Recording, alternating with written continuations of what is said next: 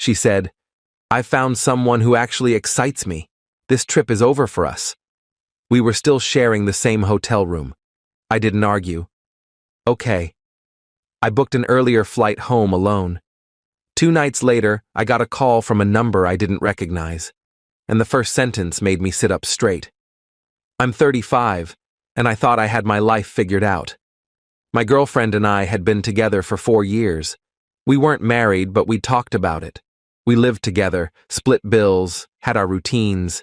This vacation was supposed to be a reset after a rough few months where we'd both been working too much and barely connecting. We'd saved up for almost a year to afford this 10-day trip to a resort overseas. Day 3 is when everything fell apart. We'd just gotten back from the beach. I was sitting on the balcony with a beer, watching the sunset, when she came out and sat across from me. Her face was different. Cold. Like she'd made up her mind about something and was just waiting for the right moment to say it. "We need to talk," she said. I remember my stomach dropping. Those 4 words never lead anywhere good. "Okay," I said. "What's going on?" She didn't look at me, just stared out at the ocean. "I met someone yesterday, at the bar by the pool. We talked for hours while you were napping." I felt my throat tighten. "You met someone?" "Yeah." She finally looked at me. And I realized something. I haven't felt excited in years. Not with you, not about us, but talking to him. I felt something I forgot existed. I just sat there. I didn't yell, didn't throw anything.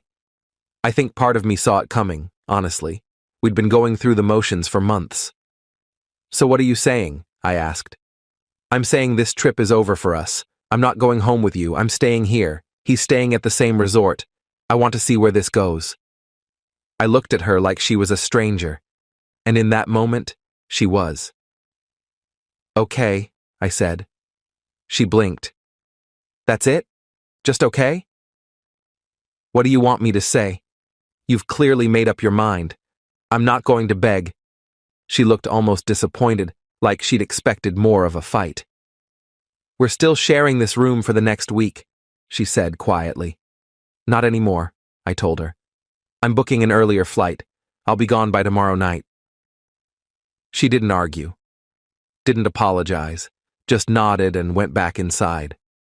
I sat out there for another 2 hours, drinking and staring at nothing. The resort music drifted up from below, some tropical playlist that suddenly felt mocking. Couples walked hand in hand on the beach. I wondered how many of them would make it, how many were already broken but didn't know it yet. Then I went inside, opened my laptop, and changed my flight to the next evening.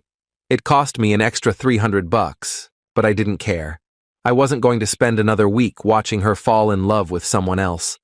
The confirmation email felt like a divorce paper. The next day was the most awkward 24 hours of my life. She left early in the morning, didn't say where she was going. I knew where she was going. I packed my stuff slowly, folding each shirt like it mattered, because focusing on something simple kept me from losing it completely. I sat by the pool alone, ordered breakfast I couldn't eat, and tried to process what the hell had just happened. A couple next to me was arguing about sunscreen. I almost laughed. Some problems are so small. She came back late that afternoon, showered, changed into a dress I'd never seen before, and left again without a word. She smelled different. New perfume, probably. I didn't see her again before my shuttle came. I left the room key on the nightstand with half the vacation money we'd budgeted. I'm not cruel. Just done. I flew home alone. Spent the entire flight replaying the last 4 years in my head, wondering where it all went wrong. The guy next to me kept trying to make small talk. I pretended to sleep. By the time I landed, I felt numb. I went back to our apartment, realized half her stuff was still there, and just collapsed on the couch. Her coffee mug was still in the sink from the morning we'd left. I stared at it for an hour. That's when my phone rang. 2 nights after I got home. It was almost midnight. I was halfway through a bottle of whiskey, sitting in the dark, watching nothing on TV. Unknown number. I almost didn't answer. "Hello?" Is this you? A man's voice. Rough, angry, stressed. Who is this? I'm calling about your girlfriend or ex-girlfriend, whatever she is. My heart started pounding.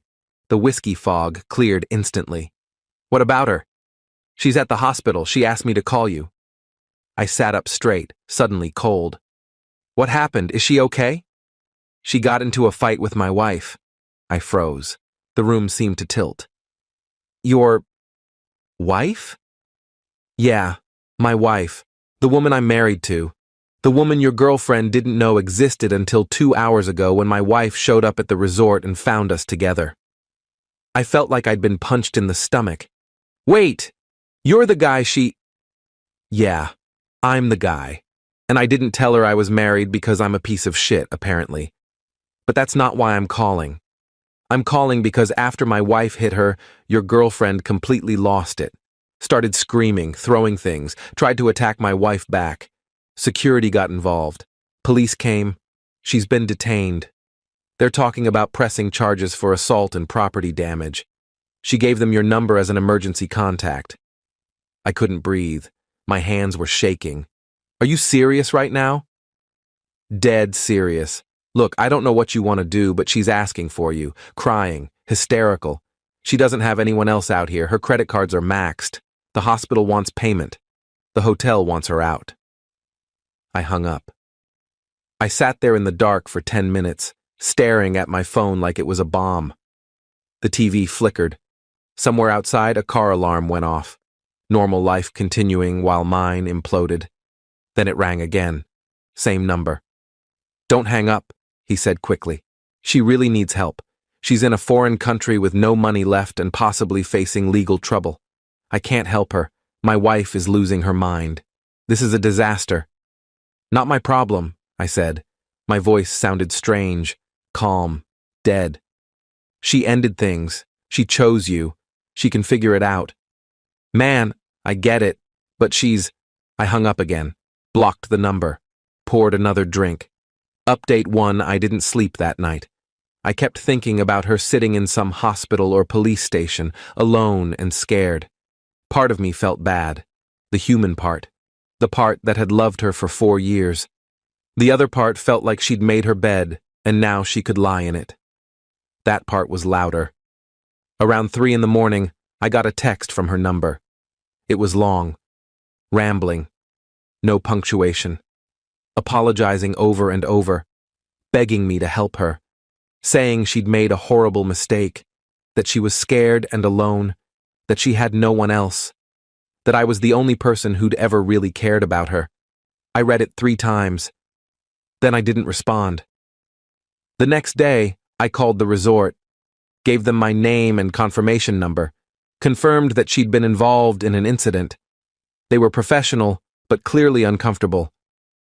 They told me she'd been released from police custody, but had to stay in the country for a few days while they sorted things out. Some kind of legal hold. I asked if she needed anything. They said she'd checked out and was staying in a cheaper hotel now, and seemed to be managing. I felt a sick sense of satisfaction. Then I felt guilty for feeling satisfied. Then I felt angry for feeling guilty. The cycle repeated all day. I called my best friend that evening and told him everything. He listened without interrupting, which is rare for him. When I finished, he laughed. Actually laughed. Dude, he said. She left you for a married guy she met at a pool bar and got into a fist fight with his wife. That's absolutely insane. That's like a bad movie plot. I know. And now she wants you to rescue her. Yeah. Are you going to? I thought about it, really thought about it. Imagined flying back there, playing the hero, fixing everything. Imagined her gratitude, her promises, her tears. No, I said. I'm not. Good.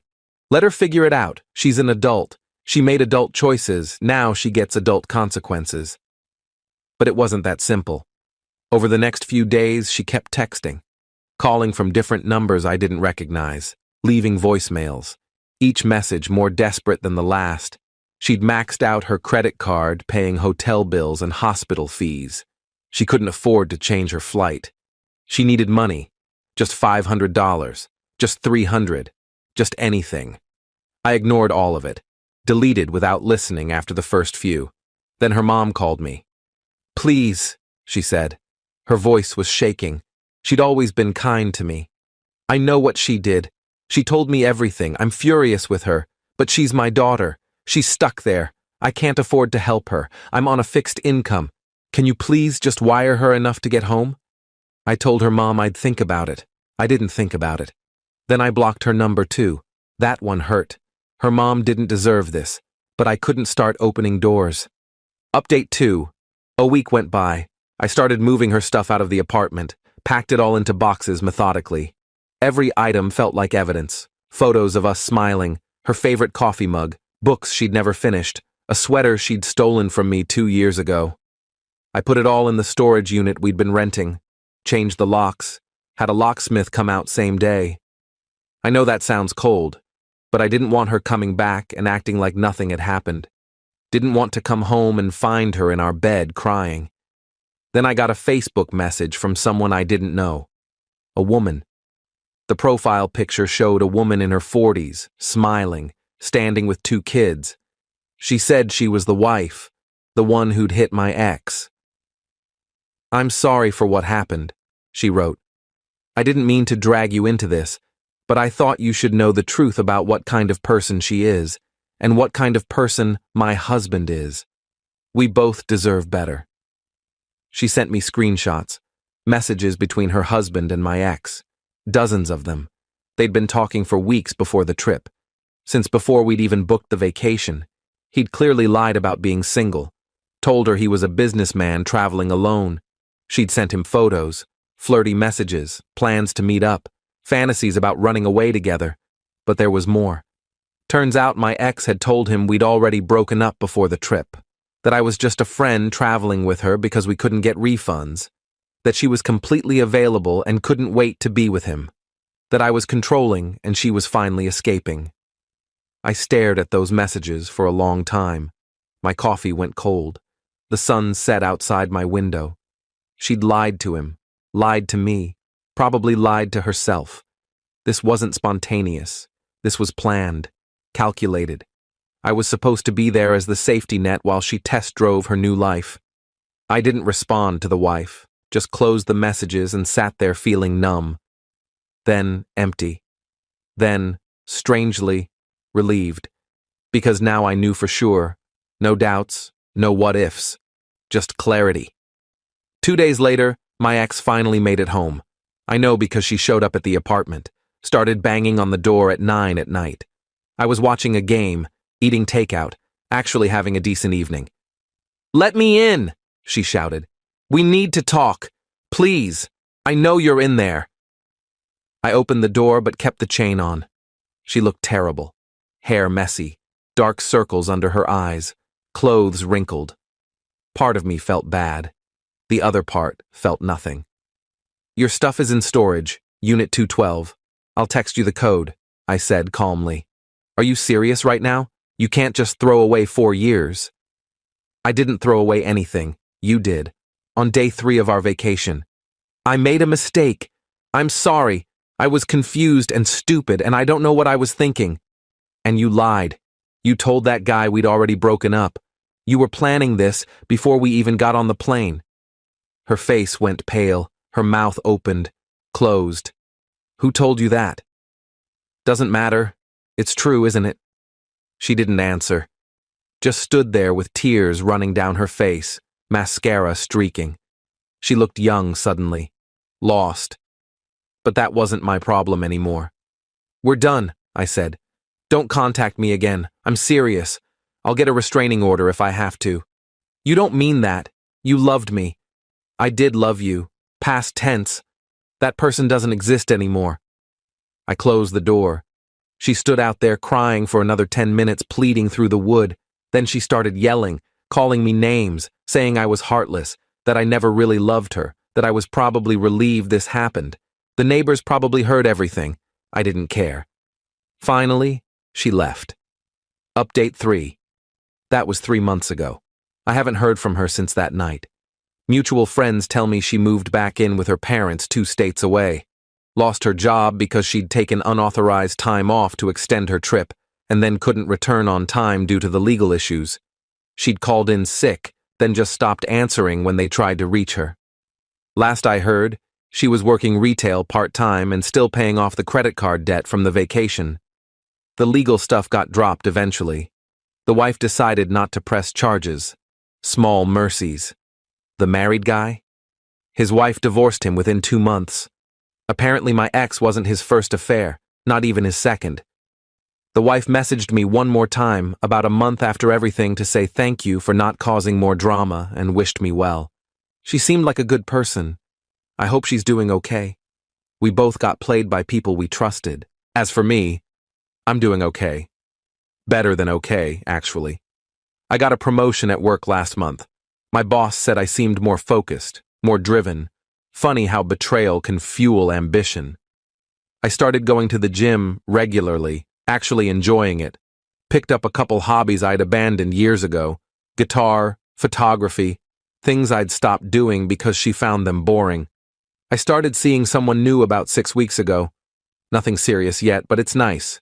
She's kind, honest, direct. We met at a coffee shop. She spilled her drink on my laptop, apologized profusely, offered to buy me a new one. I said it was fine. It was old anyway. We laughed. She asked if she could buy me dinner instead to make up for it. I said yes. The complete opposite of my ex in every way that matters. I still think about that night on the balcony sometimes, the way my ex looked at me when I just said, okay. I think she expected me to fight for her, to make some grand gesture, to beg and plead and prove I cared, to show her she mattered enough to hurt over. But here's what I learned. You can't make someone want to stay, and you shouldn't have to. The right person won't need to go looking for excitement with strangers at pool bars. They'll find it with you, in the quiet moments, in the everyday life you build together, in the morning coffee routine, in the way they laugh at your stupid jokes, in the comfort of knowing someone chose you and keeps choosing you. My ex texted me last week, just 2 words, I'm sorry. I didn't respond. There's nothing left to say. Sorry doesn't fix betrayal. Sorry doesn't undo lies. Sorry doesn't give me back the time I wasted or the future I'd imagined. Some people come into your life to teach you what you don't want. She taught me that. And honestly, I'm grateful. Because now I know exactly what I'm looking for. And it's not her.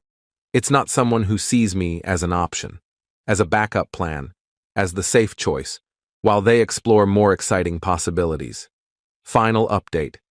It's been 6 months now since everything happened. I'm writing this because a few people reached out after my last post asking how things turned out. Strangers who'd followed my story. It's weird to think other people care about my mess. The woman I mentioned I was seeing? We're still together. It's been 4 months now. Her name, well, that doesn't matter for this. But she's real. We just booked a vacation together, actually. Different resort, different country, different everything. And this time, I'm not worried about anything going wrong, because I'm with someone who actually wants to be with me, who tells me when she's unhappy instead of finding someone new behind my back, who thinks building something real is more exciting than chasing fantasy. My ex tried to reach out one more time about 2 months ago.